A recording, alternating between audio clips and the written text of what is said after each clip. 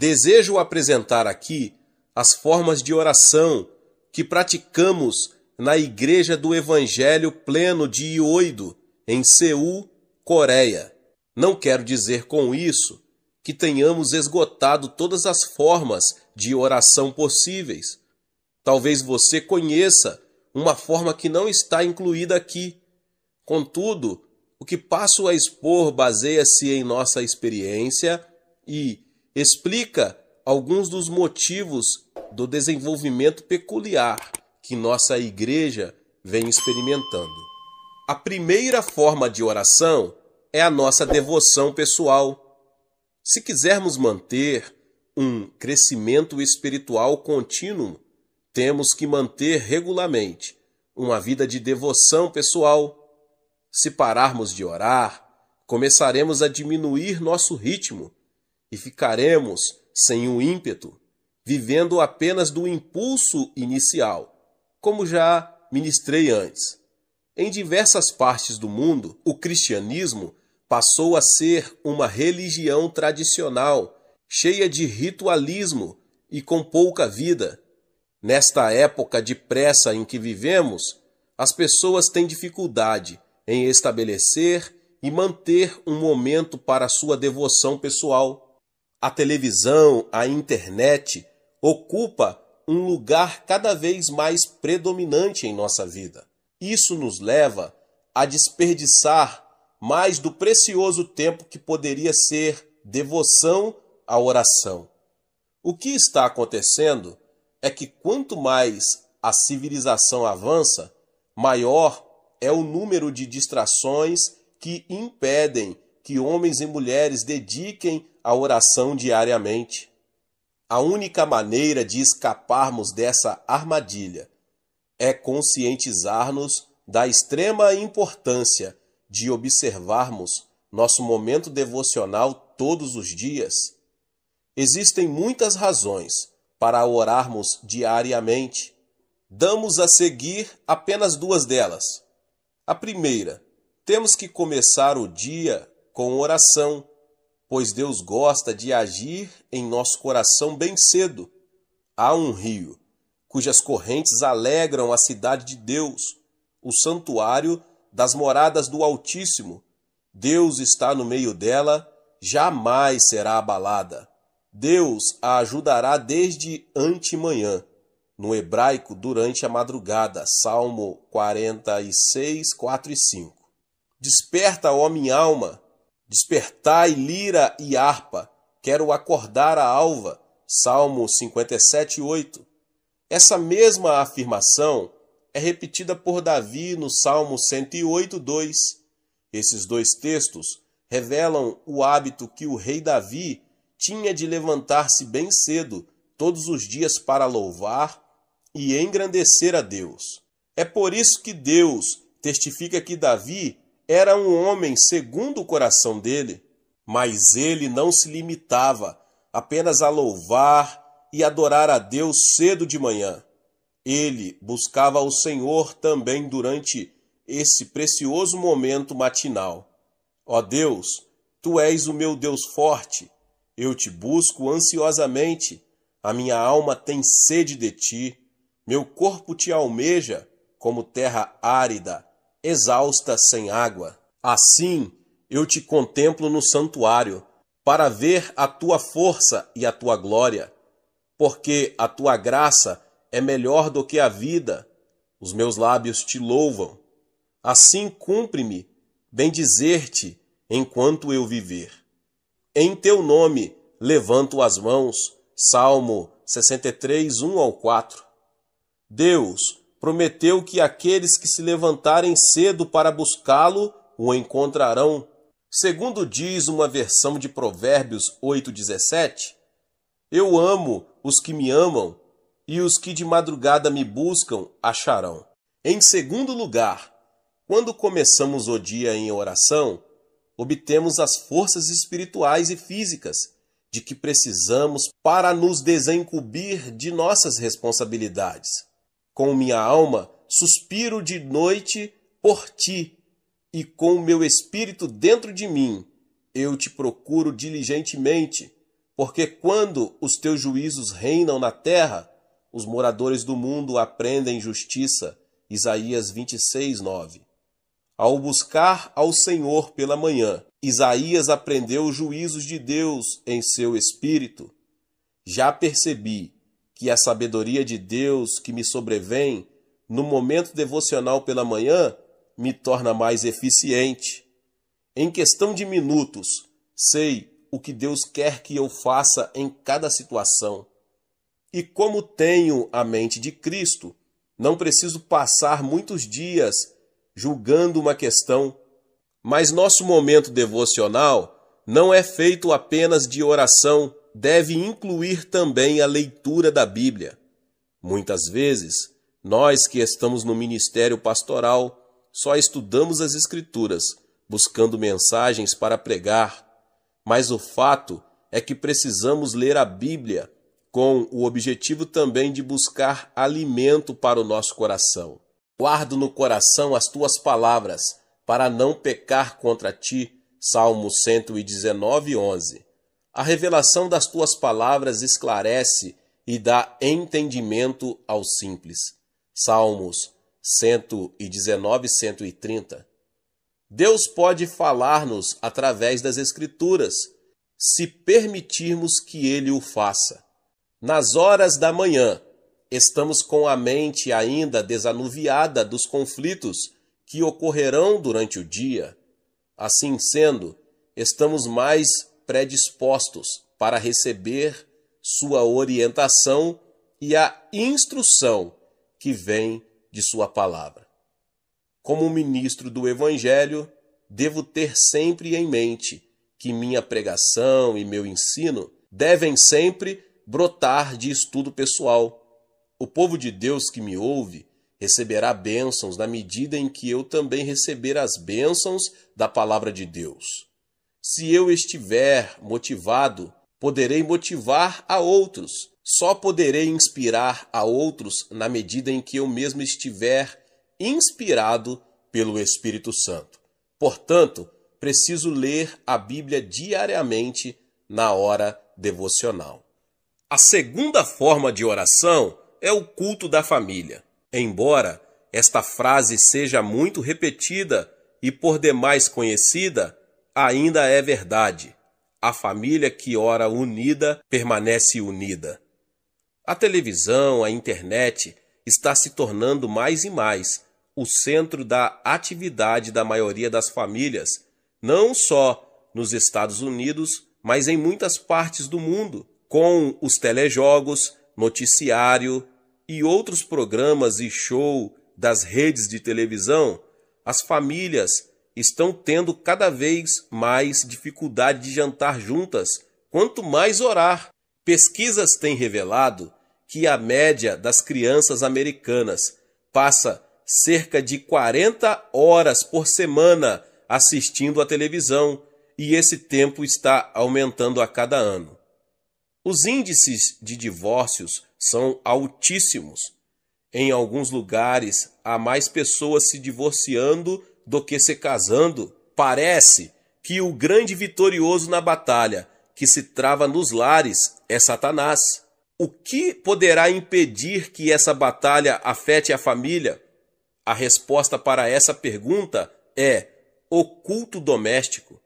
O momento devocional da família deve constar de cânticos de hinos, leitura da Bíblia e oração.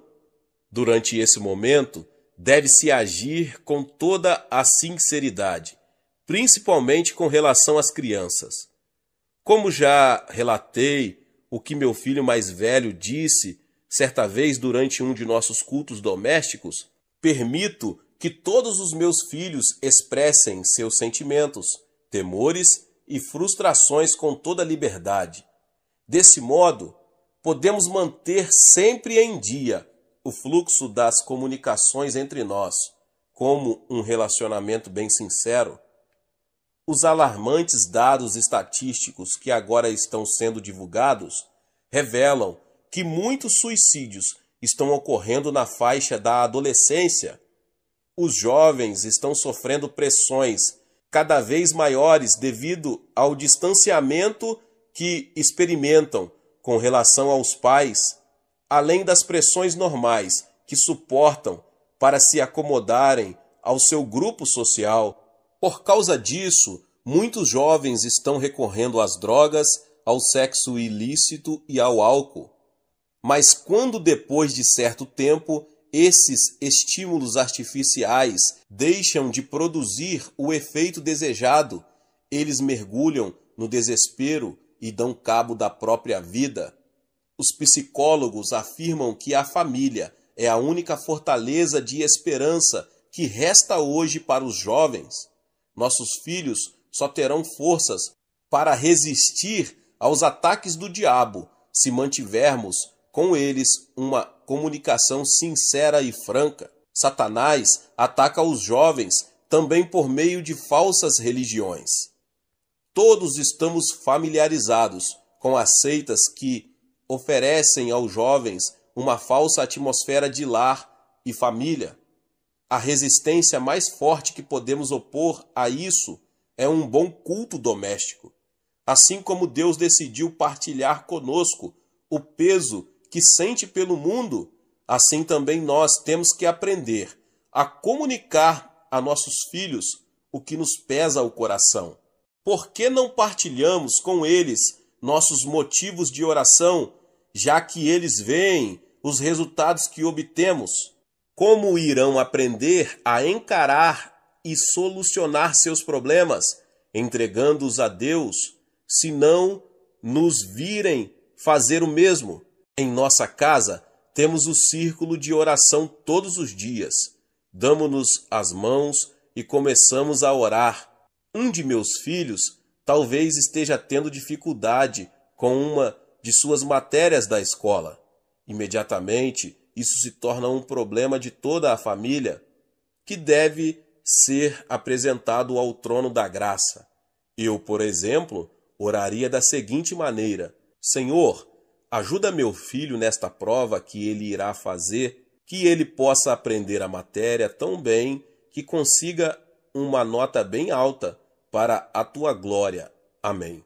Minha esposa Grace também tem suas preocupações. Ela é uma pessoa muito importante em meu ministério. Contudo, suas preocupações às vezes estão voltadas para a editora que ela administra ou para uma programação musical de que esteja participando. Outras vezes, seu problema é o vestido novo que precisa para uma reunião especial. Mas suas preocupações dizem respeito a todos nós.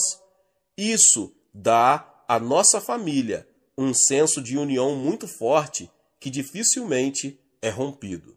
A terceira forma de oração é a oração no culto. Um dos mais importantes ministérios que temos na Igreja do Evangelho Pleno é a oração uníssona que fazemos em todos os cultos. Sempre iniciamos os cultos assim, todos os crentes orando ao mesmo tempo. Às vezes oramos pela nossa pátria, para que seja salva e esteja sempre protegida. Depois de sofrermos durante muitos anos sob a opressão japonesa e a invasão da Coreia do Norte, que é comunista, e sabendo que a liberdade, e principalmente a liberdade de religião, é tão preciosa, oramos fervorosamente a Deus para que ela seja mantida. Oramos também pelas autoridades do país. Deus ordenou que o fizéssemos e, se não obedecermos, teremos o governo que merecemos. Por isso, oramos pelo presidente e também pelas demais autoridades. Essa é a razão porque tenho toda a liberdade de pregar o Evangelho em minha igreja, na televisão e no rádio. Há muitas pessoas, principalmente na Europa, que não gozam dessa liberdade de pregar a palavra de Deus por ondas aéreas. Nós somos muito gratos por essa liberdade que temos na Coreia e a protegemos através da oração. Além disso, oramos em uníssono, também pelos milhares de pedidos que nos chegam dos Estados Unidos, Japão e de outras partes do mundo. No início de todos os cultos, eu me prostro junto ao púlpito dos pedidos de oração e coloco as mãos sobre os pedidos e todos oramos conjuntamente. Depois, esses pedidos são remetidos para o monte da oração. Mas antes disso, milhares de pessoas oram fervorosamente por eles em todos os 7 cultos que realizamos. Mas, sobretudo, oramos por um avivamento de âmbito mundial, pelo qual todas as nações da terra possam ouvir a pregação do Evangelho para cumprimento de nossa missão, até que Cristo volte. Sendo a maior igreja do mundo, reconhecemos que temos responsabilidade de orar pela Igreja de Jesus Cristo e por todas as nações. Após a pregação, oramos novamente. Dessa vez, oramos ao Espírito Santo, pedindo-lhe que aplique ao nosso coração a palavra que foi anunciada, para que sejamos praticantes dela e não apenas ouvintes. Sempre que oramos em conjunto, oramos com determinação e firmeza. Quando ouço meu povo orando, parece-me ouvir o forte rumor de uma imensa catarata. Sabemos que Deus deve sentir a sinceridade de nossa oração, pois oramos em uníssono e em união. E quando oramos todos juntos, o poder de Deus se manifesta em nosso meio. Nesses momentos em que nos unimos em oração, muitas pessoas são curadas, libertas e cheias do Espírito Santo. Se uma pessoa pode pôr em fuga 1000 e se 2 pode enfrentar 10.000, imagine o que não poderão fazer centenas de milhares de crentes unidos em oração. O poder aí exercitado ultrapassa nossa compreensão. Engrandecei o Senhor comigo, e todos a uma lhe exaltemos o nome. Salmo 34, 3. A quarta forma de oração é a oração nas reuniões dos grupos.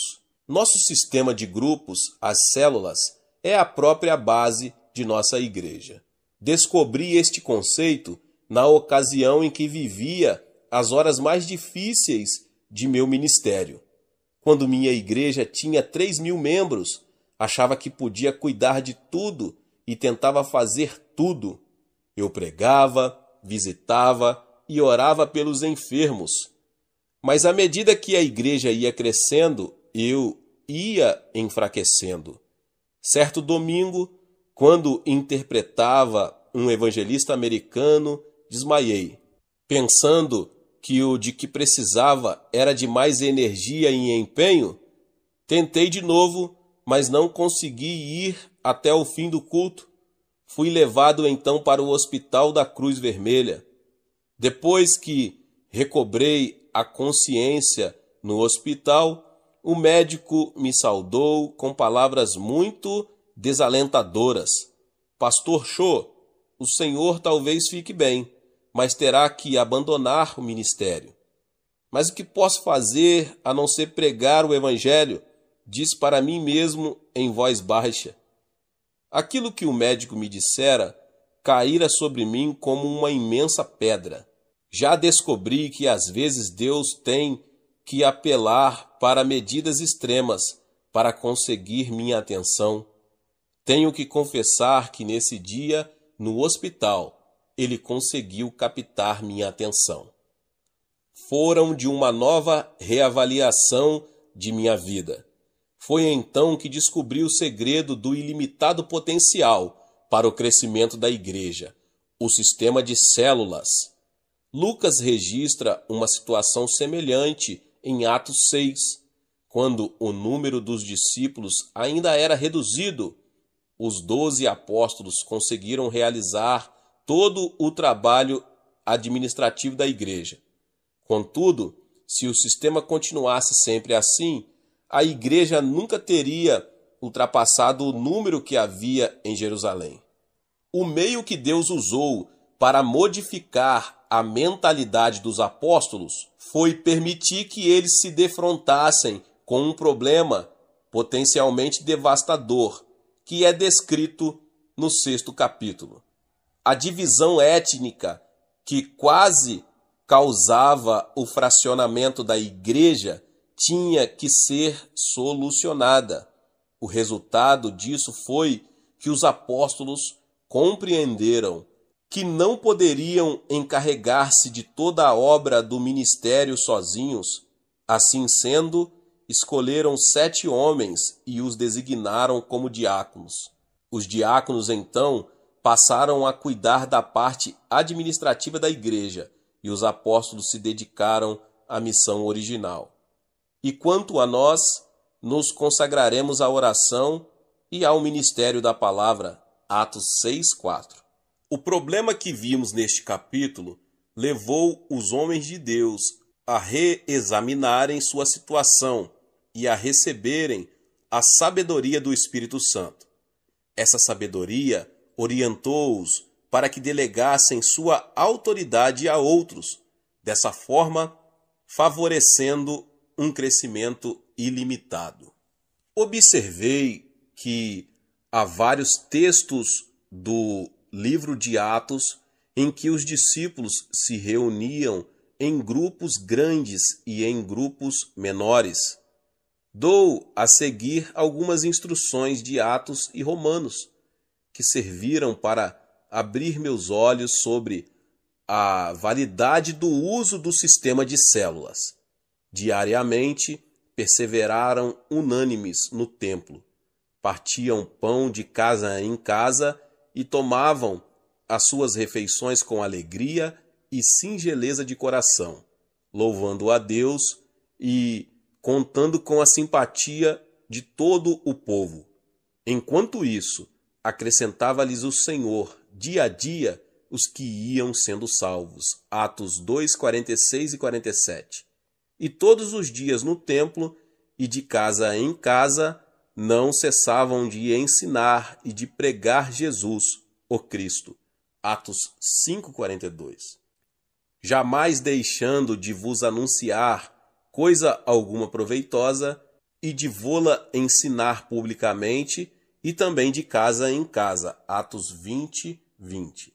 Saudai igualmente a igreja que se reúne na casa deles. Saudai meu querido Epêneto, primícias da Ásia para Cristo. Romanos 16:5. Esses e outros textos deram-me a orientação que precisava. De lá para cá, nosso sistema de células cresceu tanto que no momento contamos com mais de 20.000 grupos em nossa igreja. Se cada uma dessas células ganha 2 famílias para Cristo, em um ano, isso significa que temos mais 40.000 famílias novas em nosso meio. E como uma família média é composta de 4 pessoas, nosso índice de crescimento é de 160.000 novos convertidos por ano. Nessa conta não entram os novos membros que são salvos por Cristo através da televisão, do rádio e de nossos cultos de domingo. Contudo, o crescimento contínuo de nossa igreja depende principalmente de nosso sistema de células. As reuniões de células agrupam de 5 a 10 famílias.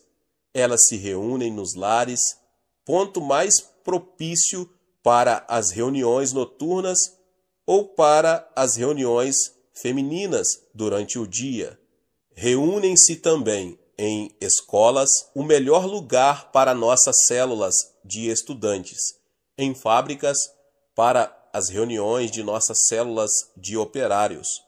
Ou então se reúnem também num restaurante, que é um bom lugar para as reuniões de comerciantes, executivos e etc. Onde quer que se reúnam, essas pessoas constituem a igreja em ação. Nosso templo grande é o local onde todos se juntam para participar da pregação da palavra e do culto de adoração prestado por toda a igreja. Mas, na verdade, nossa igreja se reúne em milhares de locais, em toda a extensão de nossa cidade. Nas reuniões de células, os membros oram uns pelos outros. Se alguém adoece, o líder da célula faz uma visita e ora em favor de sua cura. Nossos membros já aprenderam que a oração é fundamental e por isso oram por tudo. Oram fervorosamente pela igreja, pela nação, oram para que o avivamento da Coreia continue e para que haja um avivamento no mundo todo. Oram pelas pessoas que talvez possam se converter, para que a igreja continue a crescer. Nos encontros de dirigentes de células, sempre enfatizo que cada grupo deve ter objetivos definidos em suas orações. Por isso, quando os grupos oram em fé, traçam um quadro bem claro de seu propósito na oração.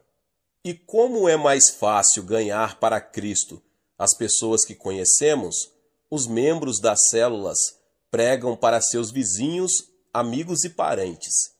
Assim que Deus abre a porta para que uma dessas pessoas se converta, o membro que com ela se relaciona fala disto para o restante do grupo e todos se põem a orar pelo outro incessantemente, até que se renda a Cristo. Já aprendemos que nesta terra estamos em guerra contra Satanás. Nossos opositores são os demônios e seus espíritos demoníacos. O campo de batalha é o coração das pessoas. Nosso alvo é que todos possam conhecer a graça salvadora de nosso Senhor e Salvador Jesus Cristo. Assim traçamos os planos cuidadosamente. Temos uma estratégia, um plano e o executamos como um exército bem treinado. Todavia, o mais importante de tudo é que envolvemos nossos planos com oração para que Deus possa insuflar seu fôlego de vida em nossos projetos e assim eles deem fruto. Não possuo nenhuma fórmula secreta para explicar o fabuloso crescimento que nossa igreja experimenta. A única coisa que fiz foi levar muito sério a palavra de Deus. Não tenho a menor dúvida de que tudo que está acontecendo aqui na Coreia pode acontecer também em qualquer parte do mundo. O segredo, meus irmãos e irmãs, é a oração.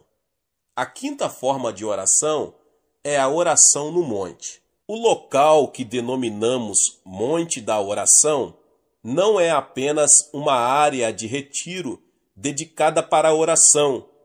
É mais que isso. Originalmente, o terreno foi adquirido para ser o cemitério da igreja. Como a Coreia sempre foi um país tradicionalmente budista, era muito importante que possuíssemos um cemitério próprio. Em 1973, quando nosso templo atual estava sendo construído, houve uma desvalorização do dólar. Isso resultou em que o won, a moeda coreana, e que está ligada ao dólar em valorização, caísse muito. Então o país entrou em profunda recessão econômica. Em seguida, veio a crise do petróleo, piorando a situação de nossa frágil economia, que não era nada boa. Muitas pessoas perderam o emprego e as rendas caíram muito. Na época, havíamos assinado contratos com uma construtora e passando por uma elevação sem precedente nos nossos custos da construção. Comecei a temer a possibilidade de um colapso financeiro e me afligi bastantemente. Assumi uma atitude derrotista e às vezes ia sentar-me no prédio inacabado e ficava ali desejando que os caibros caíssem em minha cabeça. Nessa crucial fase de meu ministério, um grupo de pessoas da igreja resolveu ir para a nossa propriedade e começar a construir um recinto para a oração, principalmente em favor do seu pastor, que estava sofrendo tanto. Embora sentisse que realmente havia necessidade de uma coisa assim em nossa igreja, preocupava-me com as despesas a mais que estavam sendo feitas e as contas empilhadas em minha mesa. Compreendendo que somente uma intervenção sobrenatural de Deus poderia salvar-nos da ruína, passei a ir orar com os outros no monte da oração. Certa noite, quando estávamos orando no térreo do nosso templo, ainda inacabado, centenas de pessoas vieram orar comigo. Num dado momento, uma senhora idosa veio caminhando em minha direção. Quando se aproximou do púlpito, notei que seus olhos estavam cheios de lágrimas. Ela se inclinou e disse: Pastor, quero dar esses objetos para que o Senhor os venda e apure um dinheirinho para nosso fundo de construção. Baixei os olhos para as mãos dela e ali estavam uma tigela e um par de palitos de comer arroz. Então respondi: Mas minha irmã, não posso aceitar essas coisas tão essenciais para a senhora. Mas pastor, continuou com lágrimas a escorrer-lhe abundantemente pelo rosto enrugado, sou uma velha e não tenho nada de valor para dar ao meu Senhor.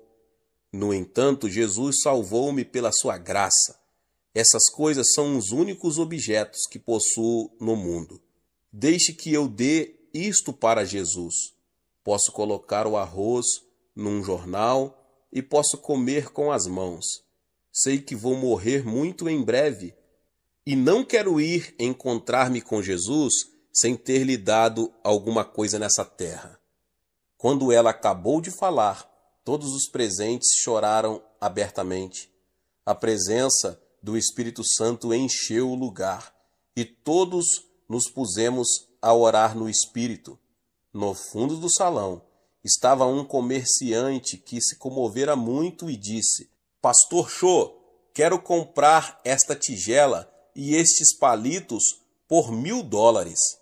E depois disso, todos começaram a doar seus bens. Eu e minha esposa vendemos nossa casinha e demos o dinheiro para a igreja.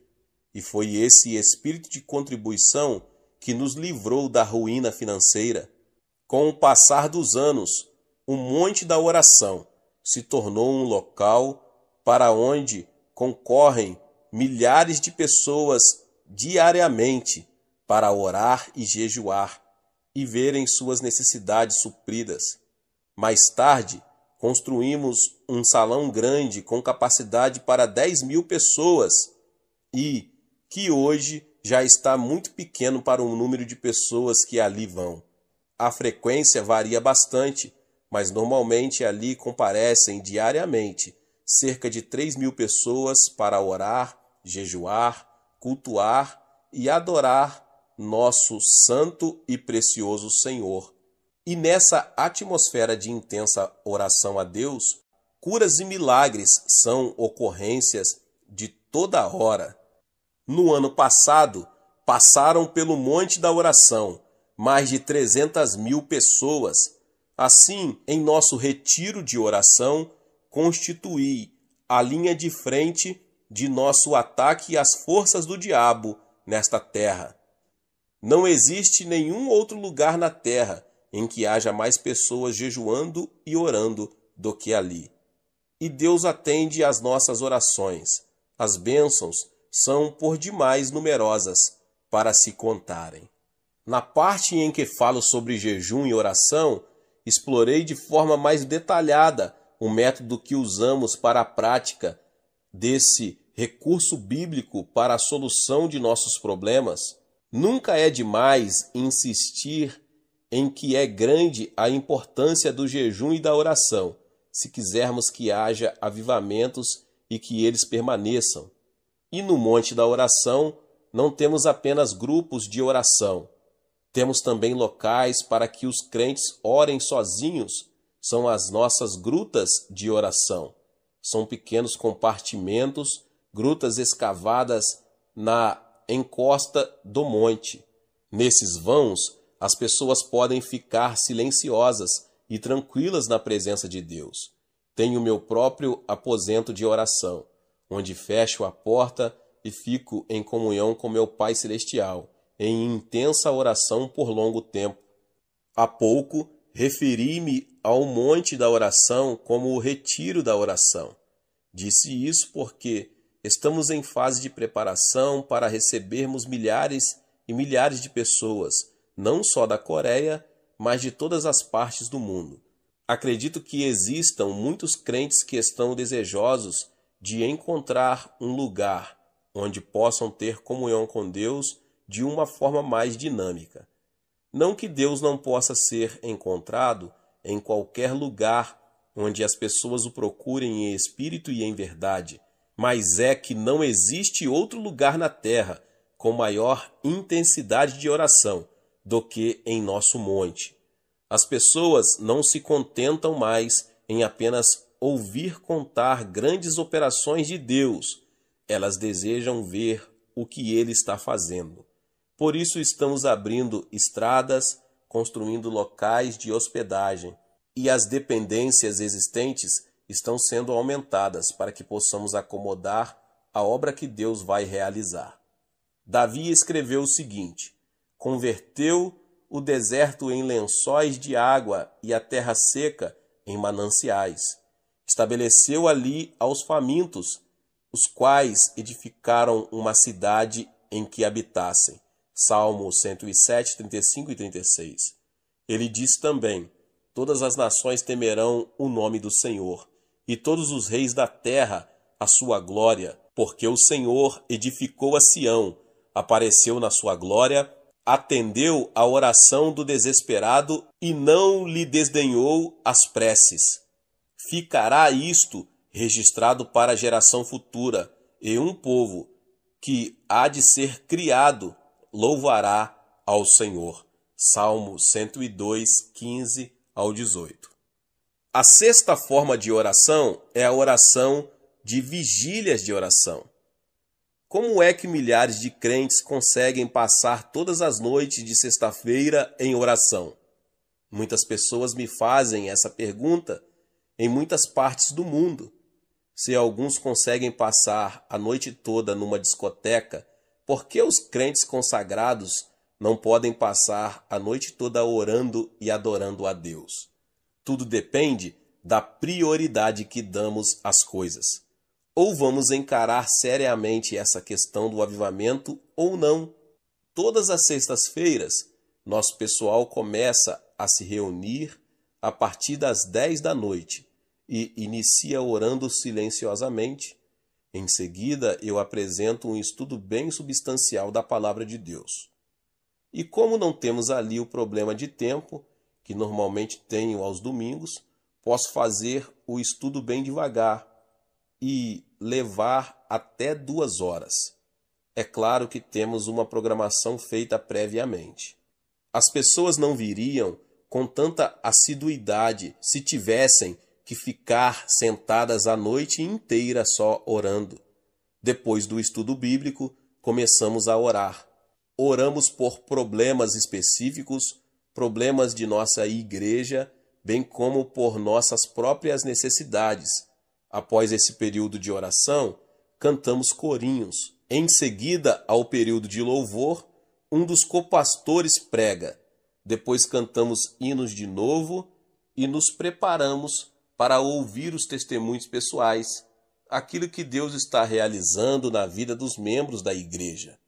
Deus tem realizado tantos milagres de sua graça em nosso meio que é impossível ouvirmos todos os crentes que desejam falar. Essas maravilhosas narrativas do poder de Deus nos levam a querer cantar de novo.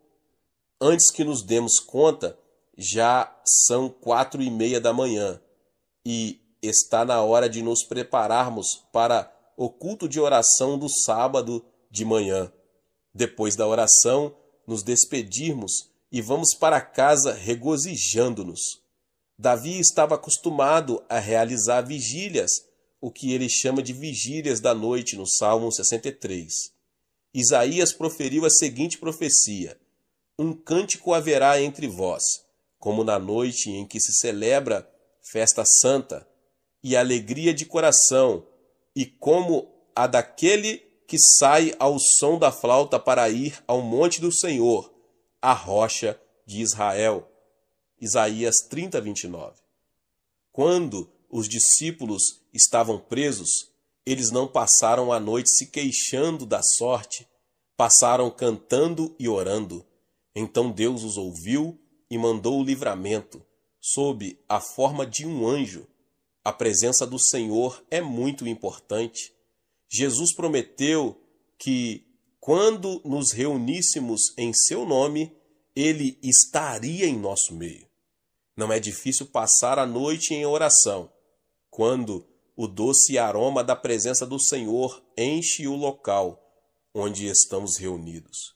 Em alguns países, o sábado é dia de folga no trabalho para muitas pessoas, mas na Coreia não, é um dia de trabalho normal. Assim sendo, muitos dos crentes, depois de passarem a noite em oração, vão para casa e se arrumam para ir trabalhar. O próprio Davi declarou que não queria dar a Deus algo que não lhe custasse nada. Embora passar uma noite em oração não seja muito fácil, na verdade, esse é o meio pelo qual temos conseguido manter aceso a chama do avivamento aqui na Coreia. Que palavra poderosa sobre sua vida! Eu me chamo Vinícius Siqueira e vou orar por você e por sua família. Se você quiser deixar seu pedido de oração nos comentários, estaremos orando por todos vocês. Vou orar por você, abençoando seu dia e sua semana em nome de Jesus. Mas antes vou fazer declarações da palavra de Deus sobre sua vida em nome de Jesus. A Bíblia diz em Números capítulo 6, os versículos 24 ao 26. O Senhor te abençoe e te guarde.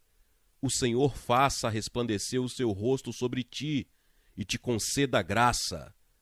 O Senhor volte para ti o seu rosto e te dê paz. Que o Senhor te abençoe com as bênçãos de Abraão, com as bênçãos de Deuteronômio 28 e com as bênçãos conquistadas por Jesus na cruz do Calvário, em nome de Jesus.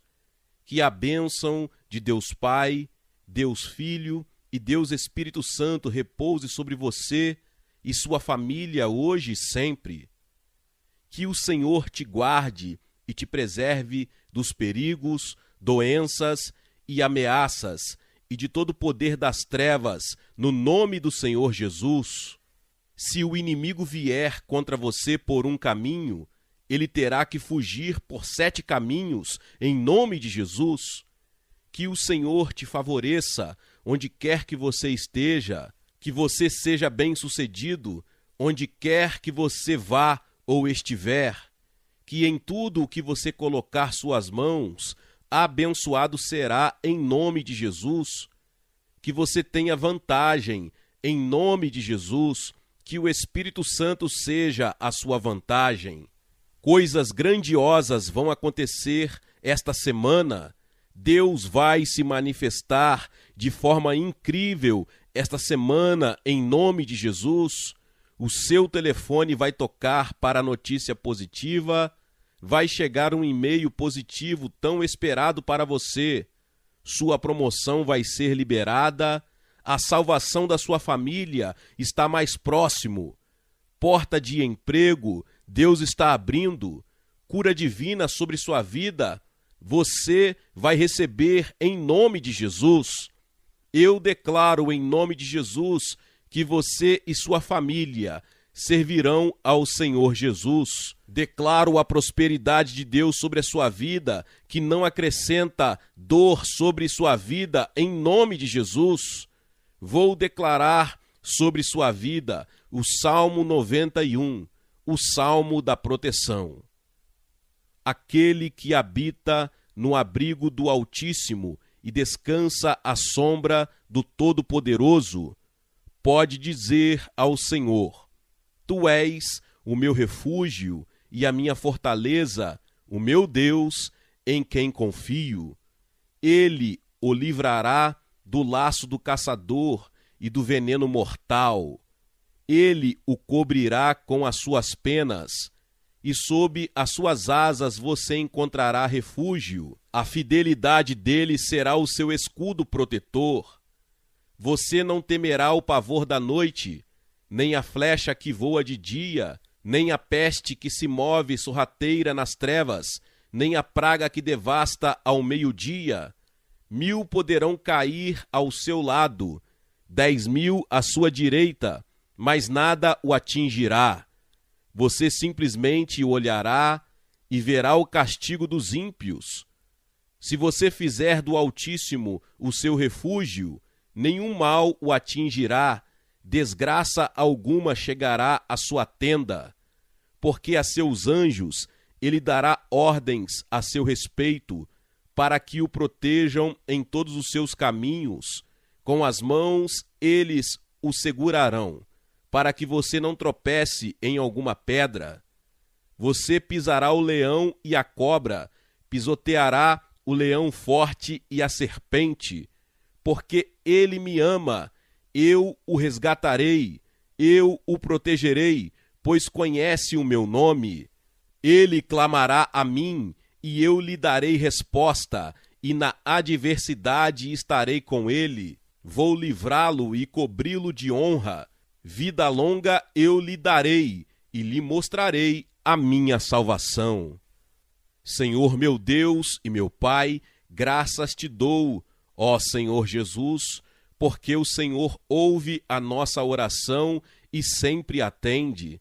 Senhor nosso Deus, sobre este homem, esta mulher, eu não sei, ó Pai, o que esse chefe de família está passando, esta mãe, esta esposa, este filho, este ancião, não sei a localidade em que esta oração está chegando sobre esta pessoa, mas o Senhor conhece o mais profundo do coração, o Senhor sonda, o Senhor sabe a necessidade de cada um dos teus filhos, ó Pai.